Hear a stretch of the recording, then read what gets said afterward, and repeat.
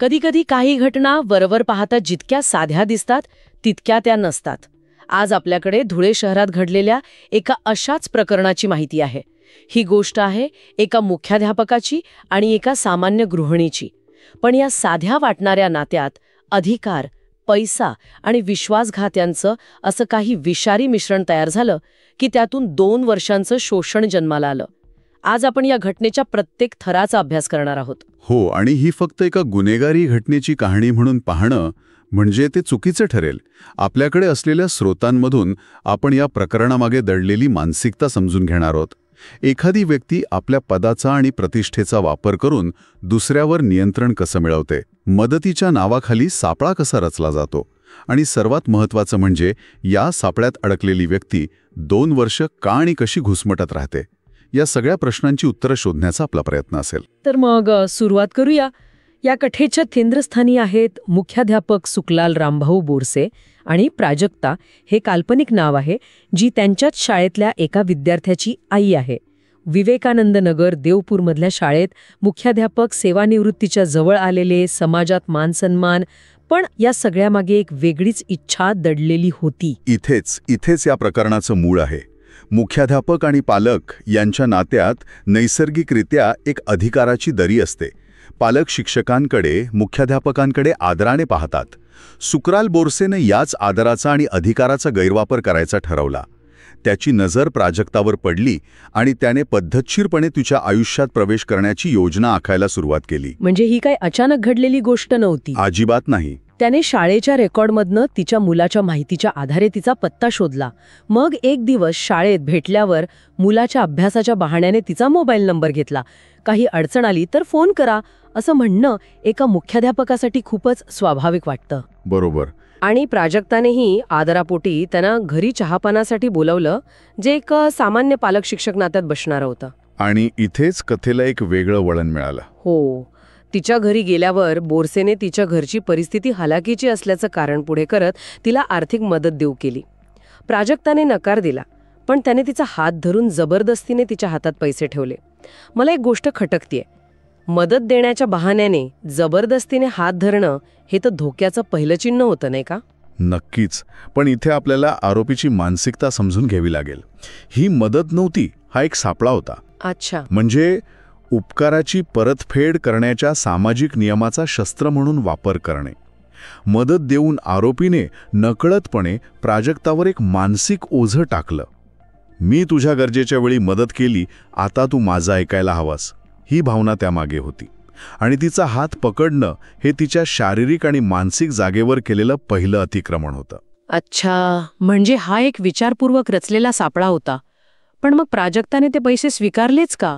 तिने तेव्हाच विरोध का नाही केला? याची 2 कारणं असू शकतात. एक म्हणजे तिची आर्थिक गरज. तिची परिस्थिती खरंच नाजूक होती. आणि दुसरं अधिक महत्त्वाचं कारण म्हणजे समोरची व्यक्ती एक मुख्याध्यापक आहे. बरोबर. एका प्रतिष्ठित पदावर असलेल्या व्यक्तीबद्दल अविश्वास दाखवणं किंवा त्याला अपमानित करणं अनेकांना जड जातं. कदाचित आपण जास्त विचार करत आहोत, त्यांचा हेतू चांगला असेल असं म्हणून तिने सुरुवातीला याकडे दुर्लक्ष केलं असेल. आरोपी नेमक्याच याच द्विधा मनस्थितीचा फायदा घेतात. आणि याचा परिणाम असा झाला की बोरसेला वाटू लागलं की प्राजक्ताला आपण आवडतो. तो शाळेचं काम सोडून तिच्या मागे फिरू लागला.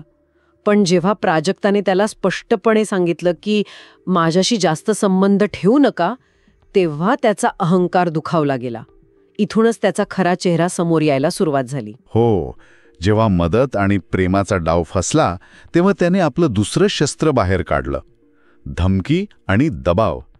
त्याने दिलेले पैसे परत मागायला सुरुवात केली. आता प्राजक्ता पूर्णपणे आर्थिक कोंडीत सापडली होती. बरोबर. पैसे परत मागणे हे फक्त एक कारण होतं. त्याचा खरा उद्देश तिला सतत आपल्या दबावाखाली ठेवणे, तिला त्रास देणे आणि तिच्यावर नियंत्रण मिळवणे हा होता. मैत्रीचा मुखवटा गळून पडला होता आणि शिकारी समोर आला होता. तिने थोडेफार पैसे जमवून परत दिले, पण उरलेल्या रकमेसाठी तो तिला सतत त्रास देत होता, तिच्या घरी फेऱ्या मारत होता. आणि मग त्याने एक अत्यंत भयंकर कट रचला. गुरुवार 17 ऑगस्ट 2023 तो बाजारातून पेढे घेऊन त्यावर गुंगीचा स्प्रे मारून तिच्या घरी पोचला. ही गोष्ट लक्षात घेण्यासारखी आहे. तो तिच्या घरी रिकाम्या हाताने जात नाहीये. तो आनंदाची बातमी असल्याचं कारण सांगून पेढे घेऊन जातोय. पुन्हा एकदा तो स्वतःला एका शुभचिंतकाच्या भूमिकेत आणतोय. हा त्याच्या क्रूर मानसिकतेचा भाग आहे, जिथे तो शेवटच्या क्षणापर्यंत पीडितेला गोंधळात ठेवतो. त्याने आज आनंदाचा दिवस आहे असं सांगून तिला तो गुंगी आणणारा पेढा खायला दिला. त्यानंतर जे घडलं ते ऐकूनच निःशब्द व्हायला होतं. पेढा खाल्ल्यावर प्राजक्ताला गुंगी आली आणि त्यानंतर बोरसेने तिच्यावर अत्याचार केला. पण तो एवढ्यावरच थांबला नाही. त्याने ती व्हिडिओ शूटिंग मोबाईलमध्ये केली आणि ती शुद्धीवर येईपर्यंत तो तिथेच थांबला. हे इतकं थंड डोक्याने करण्यामागे नक्की काय विचार असेल? त्याचा मुख्य उद्देश होता भविष्यात तिला कायमचं ब्लॅकमेल करण्यासाठी पुरावा तयार करणे. तो व्हिडिओ म्हणजे तिच्या तुरुंगाच्या चाव्या होत्या. अरे बापरे. त्याला माहीत होतं की एकदा हा व्हिडिओ बनला की प्राजक्ता कधीच पोलिसांकडे किंवा समाजासमोर जायची हिंमत करणार नाही. आपल्या समाजात आजही स्त्रीच्या चारित्र्यावर शिंतोडे उडवणं किती सोपं आहे हे त्याला ठाऊक होतं. खरंय. त्यामुळे तो व्हिडिओ म्हणजे फक्त एक शस्त्र नव्हतं, तर ते सामाजिक मृत्यूचं वॉरंट होतं. या एका कृतीने त्याने पीडितेच्या प्रतिकार करण्याच्या किंवा दाद मागण्याच्या सर्व शक्यता सुरुवातीलाच संपून टाकल्या. आणि तसंच झालं. जेव्हा प्राजक्ता शुद्धीवर आली आणि तिला काय घडलंय हे कळालं तेव्हा ती संतापली. पण बोरसेने तिला अत्यंत निर्लज्जपणे सांगितलं, तू प्रतिसाद देत नव्हतीस म्हणून मी हे केलं. म्हणजे त्याने स्वतःच्या गुन्ह्याचं खापरही तिच्यावरच फोडलं. हो. आणि काही दिवसांनी तो पुन्हा तिच्या घरी आला आणि त्याने संबंधांची मागणी केली.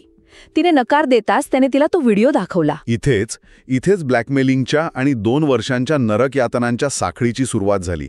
त्या व्हिडिओच्या धाकावर त्याने पुढची 2 वर्ष तिचं लैंगिक शोषण सुरू ठेवलं. आणि हे कमी होतं की काय म्हणून त्याने तिच्याकडून जवळपास 6 लाख रुपयेही उकळले. म्हणजे मदतीच्या नावाखाली दिलेले काही हजार रुपये परत मिळवण्यासाठी नाही, तर तिला पूर्णपणे लुटण्यासाठी त्याने त्या व्हिडिओचा वापर केला.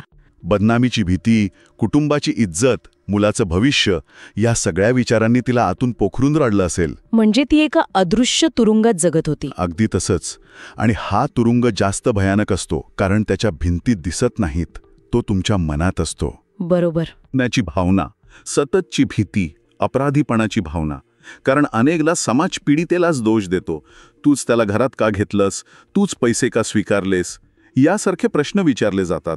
या सगळ्या विचारांनी तिची प्रतिकारशक्ती संपली असेल. पण मग 2 वर्षानंतर असं काय घडलं की तिने ही साखळी तोडली? या नरक्यार्पणानंतर अखेर प्राजक्ताने हिंमत केली. ती देवपूर पोलीस ठाण्यात गेली आणि मुख्याध्यापक सुखलाल बोरसे यांच्या विरोधात सविस्तर तक्रार दाखल केली.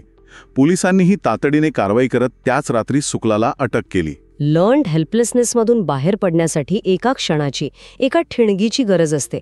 कदाचित शोषणाची तीव्रता असह्य झाली असेल, किंवा कदाचित तिला कुठून तरी मानसिक आधार मिळाला असेल, किंवा तिने ठरवलं असेल की आता जे होईल ते होईल, पण हे अजून सहन करायचं नाही.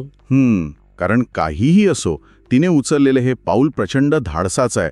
2 वर्षांचा मानसिक तुरुंग तोडून बाहेर येणं, पोलिसांपर्यंत जाणं आणि समाजात प्रतिष्ठित असलेल्या व्यक्तीविरोधात उभे राहणं, यासाठी असामान्य धैर्याची गरज असते. तर आज आपण पाहिलं की कशा प्रकारे एका मुख्याध्यापकाने आपल्या पदाचा, अधिकाराचा आणि पैशाचा गैरवापर करून एका महिलेचं आयुष्य जवळजवळ उद्ध्वस्त केलं. मदतीच्या बहाण्याने एक सापळा रचला, नकाराला धमकीने उत्तर दिलं आणि शेवटी ब्लॅकमेलिंगच्या जोरावर 2 वर्ष आपलं शोषणचक्र सुरू ठेवलं. या प्रकरणातून एक गोष्ट स्पष्ट होते की अशा गुन्हेगारांना कायद्याचा धाक असणं किती गरजेचं आहे. प्राजक्ताने आधीच तक्रार केली असती तर कदाचित तिची 2 वर्षांच्या त्रासातून सुटका झाली असती. हे तांत्रिकदृष्ट्या खरं असलं तरी मला वाटतं हा विचार पीडितेवरच पुन्हा जबाबदारी टाकण्यासारखा आहे.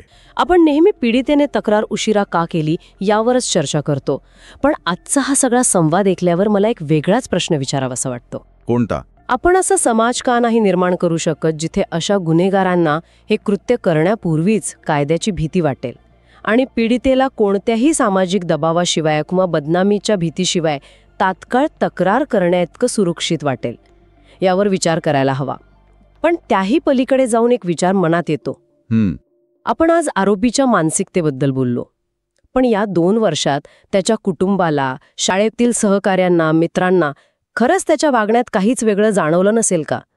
की एका प्रतिष्ठित मुख्याध्यापक पदाचा बोरखा इतका प्रभावी असतो की त्यामागचा राक्षस कोणालाच दिसत नाही?